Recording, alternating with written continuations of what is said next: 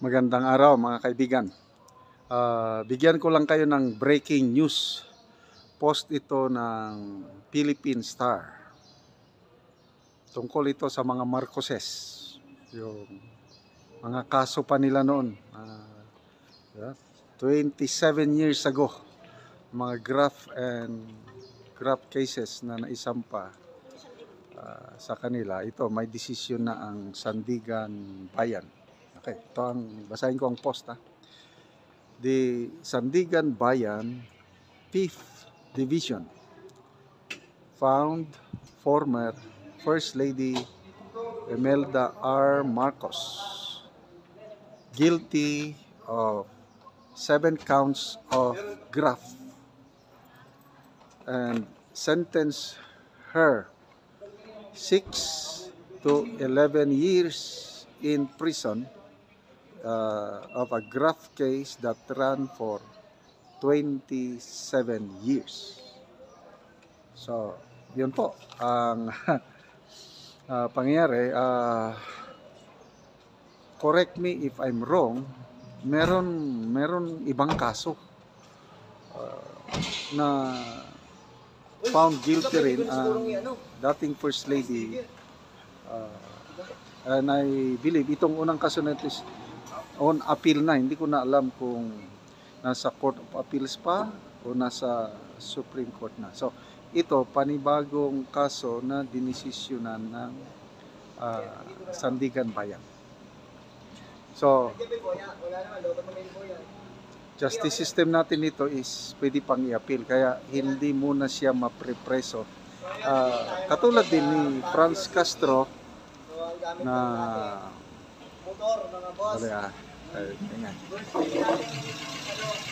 katulad ni Franz Castro, convicted na siya sa RTC ng child trafficking ba, child abuse. So hindi pa siya nakulong dahil on appeal. So I am very sure ito i-a-appeal ng Marcos family, akyat sa Court of Appeals hanggang makarating pa sa Supreme Court. Ganyan po tayo. Ano pa? Yung ano pang mga kaso na maaalala ko, yung tax evasion case, di ba? Election issue ito nung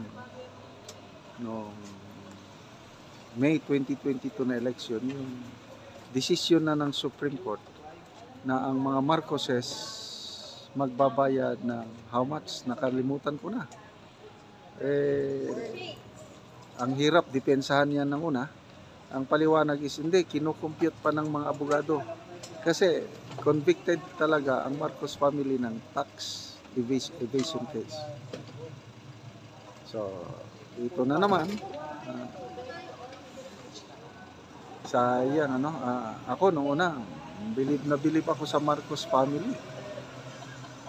Kasi, ang ganda ng ginawa ng Pangulong Marcos Sr. Although hindi rin perfect ang kanyang administration, kaya may mga ganitong pangyayari. So,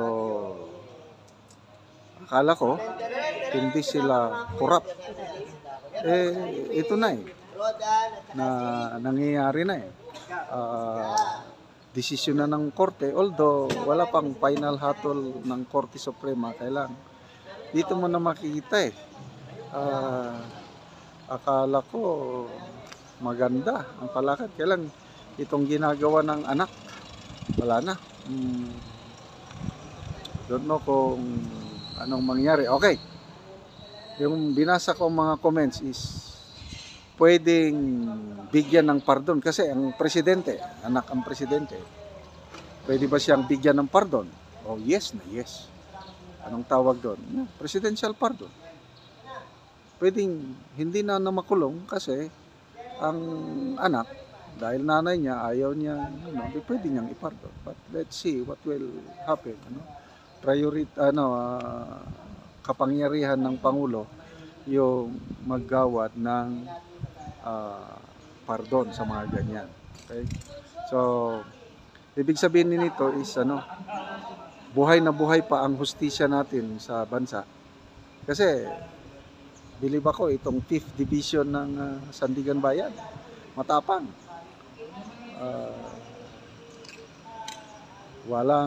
Di nila iniisip na nanay siya ng presidente ngayon. Kung anong lumabas sa trial, findings nila, guilty talaga. Okay? Diba? So, ano pa, buhay pa ang ating, magtiwala lang tayo sa mga korte, lalo na ang Supreme Court. Buhay na buhay. Ako, napakalaki ang tiwala ko pagdating sa Supreme Court na makukuha mo talaga ang hustisya. Lalo na ngayon, yung mga patong-patong na kaso ng administrasyong ito, yung PhilHealth issue, 2 petisyon ang naisampa sa PhilHealth issue. Yung impeachment ni BP Sara, 2 petisyon din yan, magkahiwalay.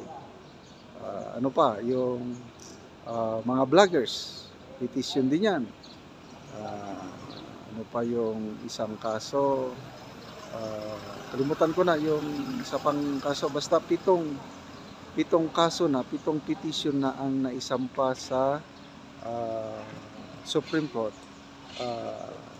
laban sa administrasyong ito, at karamihan yan involves yung pag-manage ng finances sa ating bansa, at ang pinakamalala yung ginawa nila sa budget for 2025 na considered most corrupt budget in our nation's history.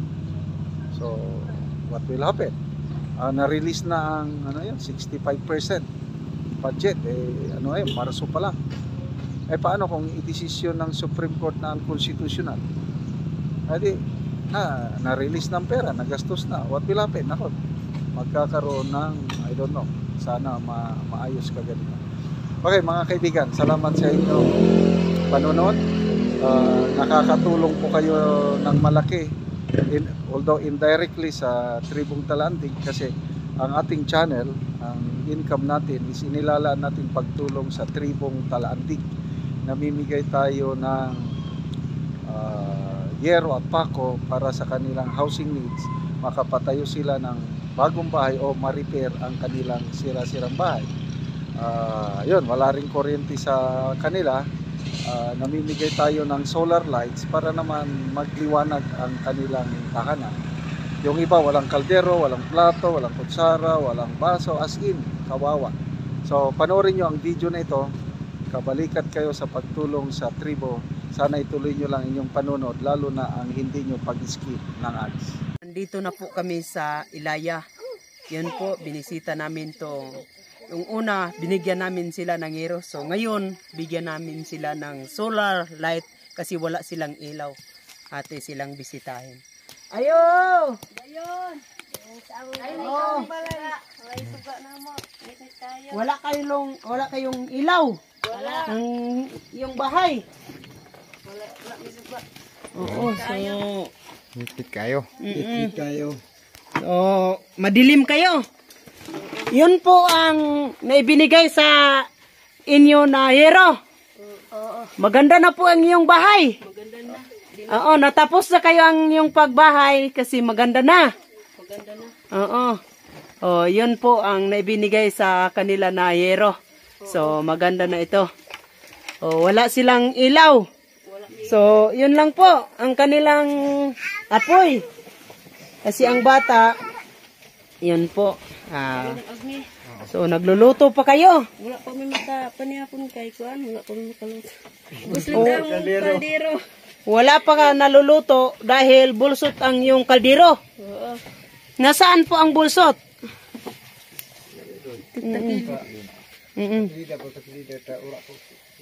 Itiko. Sa kilid. Nandun sa kilid. So ngayon, nakikita namin na wala kayong ilaw.